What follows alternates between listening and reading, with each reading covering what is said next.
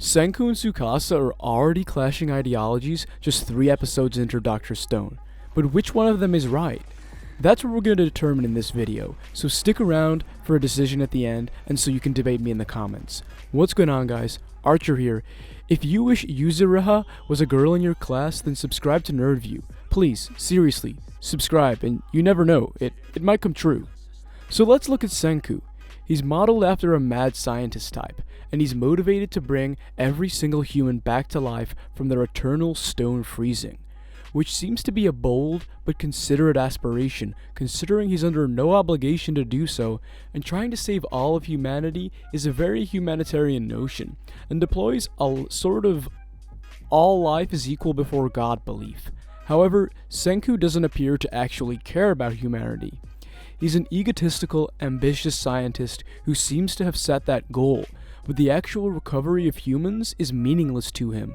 It isn't necessarily that he values human life, he just sets himself tasks that's inconceivably difficult to pursue. It's just one more objective for Senku to achieve to occupy his time, not his overwhelming empathy for those suffering in the stone freeze. Whilst the act of saving people is good morally, maybe the underlying intentions and motivating factors are what really determines the efficacy of your actions. On the other hand, Tsukasa only wishes to revive those that are good, which is unbelievably subjective, and is a path demonstrating his arrogance as he believes he can cast judgment on who is good and who is bad, and furthermore, who is worth saving. So far, we have seen him cast judgment and sentence many older people to death.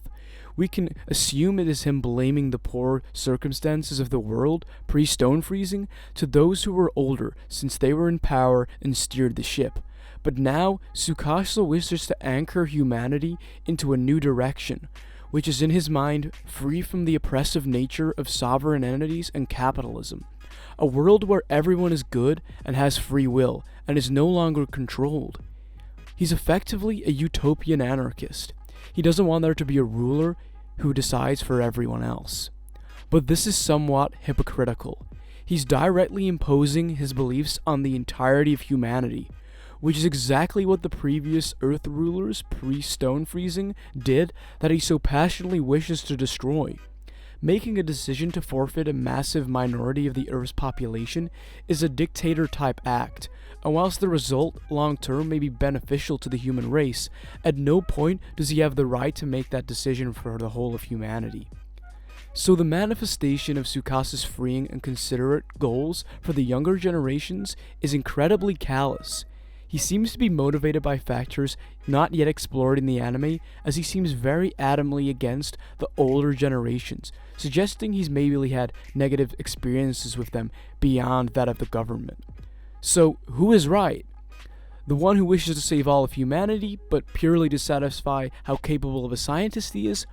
Or the one who wishes to establish a utopia, but through genocide? Well, they're both wrong. Taiju is right. He defends humanity and refuses violence at virtually all costs. He strives for harmony and is defending those who cannot defend themselves. And whilst he doesn't put his morality forward that aggressively and attempt to impose it on the rest of the planet, he does have it within him, and that's yet another reason for him being right.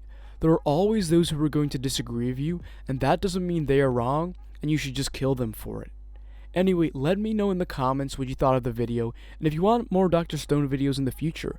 I've been Archer, subscribe to NerdView for more anime videos, and I'll see you all tomorrow.